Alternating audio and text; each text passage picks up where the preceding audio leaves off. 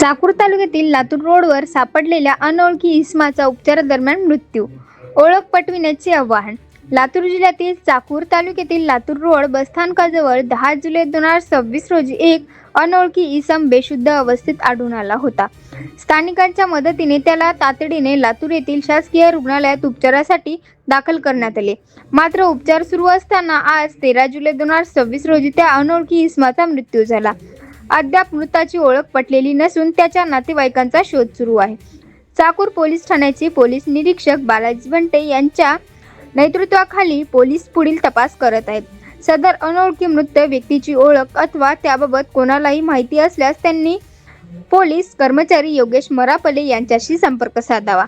Mobile number 90 49 28 71 29 या क्रमांकावर संपर्क साधा असे आवाहन चाकूर पोलिसांनी केले आहे.